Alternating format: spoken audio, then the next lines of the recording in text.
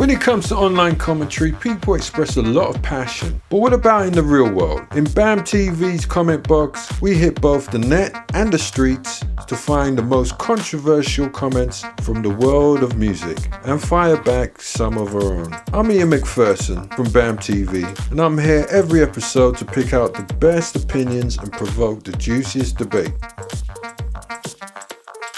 And on today's show, we have our guest, Chris Davies, editorial director for BAMM.TV. Hello. Hi, Chris. How you doing? Welcome back to the show. Thank you. So this week I found this story online in The Guardian, and it was written by Stuart Dredge about Tom York. He done an attack on Spotify, basically describing the company as the last desperate fart of a dying corpse. Isn't the corpse already dead? Well, this one is actually dying. And farting. And farting at the same time. Synchronicity, I don't know how.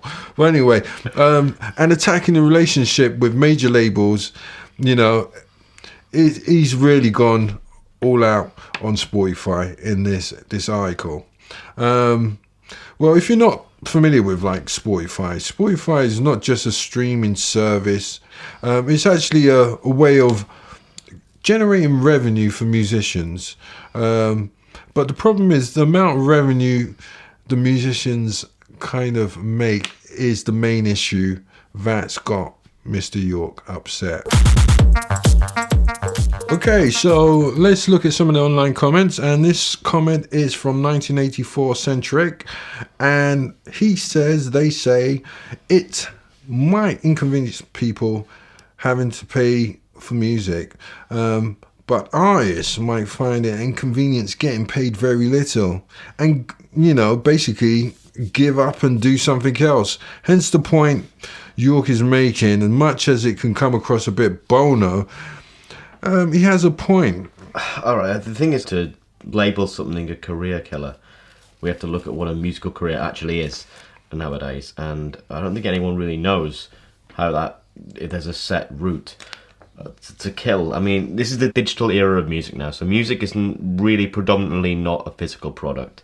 What that's done, we brought sort of DIY indie artists slap bang face to face with very harsh market economics. Now, market economics, whatever you think of that, is not the friend of creativity and art very often. But the fact remains that, you know, anyone who has the internet in 2013 has access to pretty much anything. Free music's everywhere. So, you know, Spotify aren't the bad guys here overall. You know, Spotify can pay an artist 0.4 cents a song. It's still better than nothing. It's still better than having your music streamed and ripped illegally, which is what will happen otherwise. So Spotify pay 0.4 cents. There's a quick comparison with some of the others.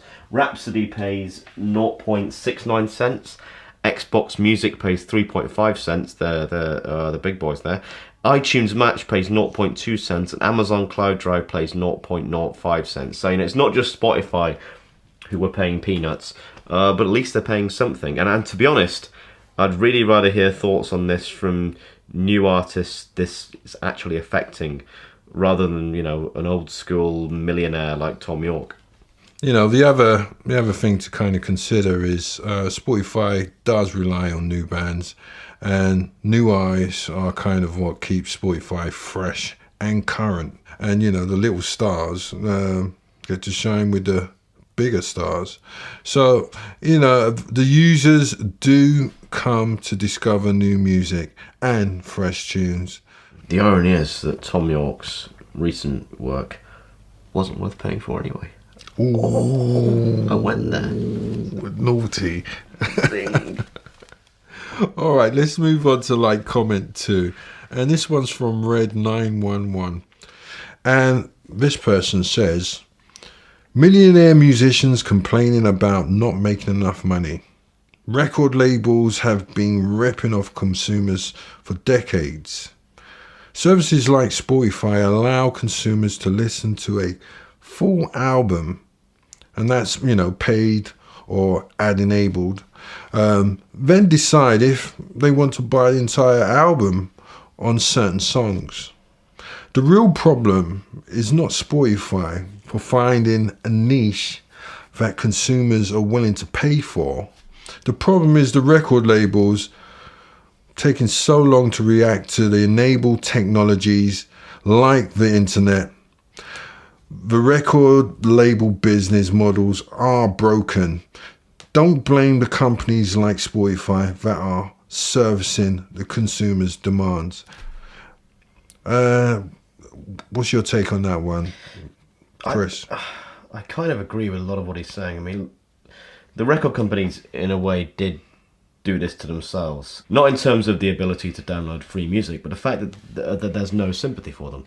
They never complained about the situation when they could get away with charging $15, $16 for a CD. And now that sort of golden goose has died. We're all supposed to, go boo-hoo and call the ambulance. It makes no sense. This could well mean we're looking at the rise of a musical middle class. So people are going to make a comfortable living off music via streaming in the future. So we're looking at the end of the multi-billionaire pop star or the multi-billionaire record mogul. Good. Who cares? I mean, I don't think anyone really deserves $1 billion apart from the guy who cures cancer or something, to be honest. So I think maybe in the short term this may affect certain artists negatively, but the genuinely creative will still find a way to make money out of this.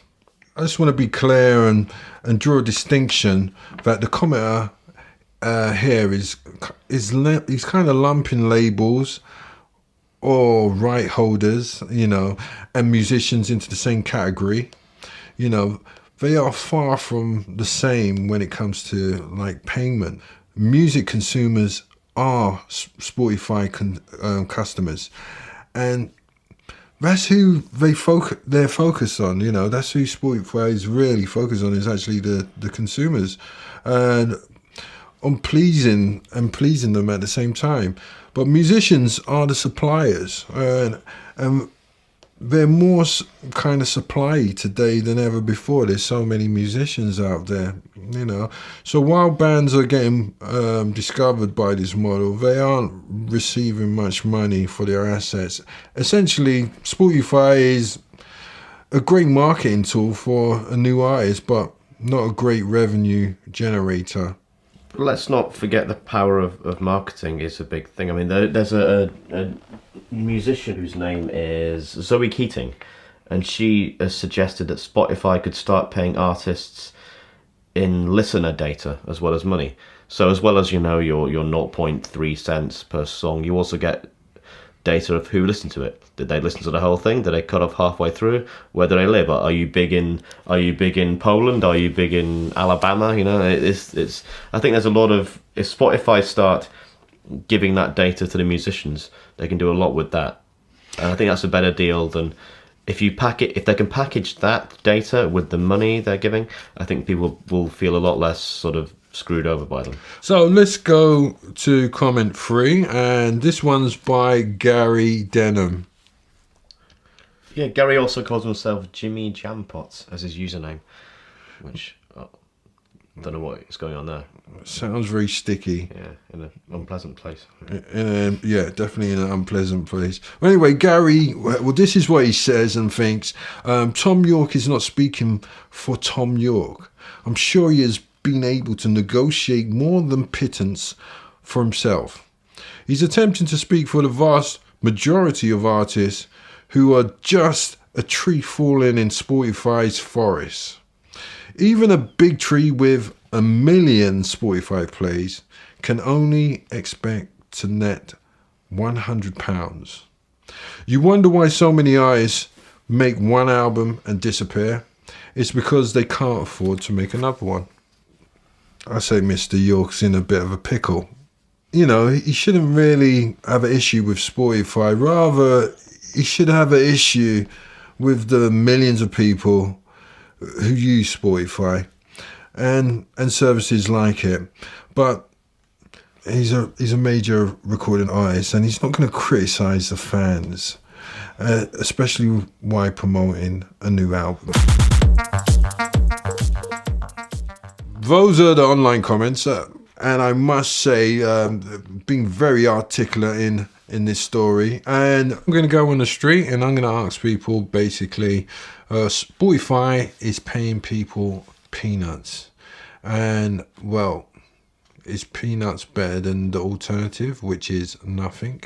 So earlier on in the day, I was in central London and I bumped into DJ Spoonie, and this is what he had to say on the subject. I mean, look, the thing is, if I wanted to go and listen to an artist's piece of work on YouTube, they wouldn't be getting anything. Yeah, that's the other kind of question, you know. If I'm going to buy an artist's piece of work, whether I listen to it on Spotify or not is neither here nor there. So, again, I think it's a revenue stream for artists where they might not get none. Because the option is just to get nothing, really. Yeah. That's the other option. Yeah. All right, I mean, that's a brilliant answer. Is that it? That is simply it. I mean, thank you very much. Why use 100 words when you can use 2? I'm here again on the street of West End, and I'm with Chris. Well, it's about negotiating. I remember, what's his name? Steve Jobs negotiated with major record labels, and he killed your Virgins and your HMBs and everyone in the space of one night. But the other side of it is that once you've got yourself up on these platforms, you're probably going to get more people listening to you because they can actually have a little listen first. If your stuff's good, people will buy. So it's plus and minuses. But I think maybe the deal's been done without any of the artists negotiating it. If you're lucky, you get something from Spotify. You probably got to contact them, get yourself registered, and if you don't, hey. But by incidental, you may end up with, like you said, many streams that you wouldn't have normally got. So I think it balances in the end. I'm here in the heart of West End. I'm in the Rock Shop Music Store, located on Charing Cross Road. And I'm here speaking to Cliff. Hi, Cliff. Basically, what it is, I'm following up a story from Tom York. He's been going on about Spotify and stuff. Well, the question is basically, Spotify is paying peanuts to the artists, in terms of revenue. Yep. But if they're getting paid next to nothing, I mean, what's the alternative to that? Getting nothing? Is there any alternative? Well, being a musician myself and an artist, I've got a lot of albums that are coming out on Spotify. Okay, there's a lot of my stuff up there, and I get next to nothing for it. I mean, I listen to Spotify myself. I'm all guilty of it. At least on there, you get recommended stuff on there. You think, well, I'll have a quick listen to that. If there's something I really like, I'll buy it. So maybe at the end of the day, it's good in that way. But in other ways, again, for a big artist like Tom York. But for the little artists, that's what he's really complaining about. You may just discover. I mean, you're getting ripped off anyway. You always were getting ripped off. It's nothing new. Yeah. Go back to the 50s, 60s. You're getting ripped off. You're going to get ripped off now. It's the way of the music business. It's all about the days of the CDs. I mean, you was getting like £16, like. No. Oh, when it gets chopped down. Well, the way it works. Say you get when say you used to get a Virgin Megastore or something, there CD would be 16 quid. Okay, the actual dealer price, the label was getting the dealer price, which would have been about 6 quid. Okay, so the big profit that you had, a tenner, goes to the shop. Okay, now the dealer price of 6 would be 5 or 6 quid there, goes to the label. Now, depending on the artist's deal there, you got the maybe you might see £1 out of that. Wow. If you're lucky. You can't really envision any kind of alternative solution, so the artists do get kind of paid decent revenue. No. It's just the way it is. In the history of recorded music, can you show me like one time when artists felt as though they were getting a fair shake? Like one time they thought they were getting the money they deserved. Like the business model sort of connected to being a musician has always been pretty crap. Well, people do it anyway because they like music, they love being a musician. So I think the balance between making a living and expressing yourself creatively, is never going to be an easy one. Yeah, and I will put a challenge out there to listeners out there. If you could think of a solution or where the artists get paid fairly and the users get, the music at a fair price, send it to us at #commentbox. Remember to share your views on Twitter at BAMM.TV #CommentBox or on our Facebook page. Join us next time on Comment Box. Remember, don't keep your opinions to yourself.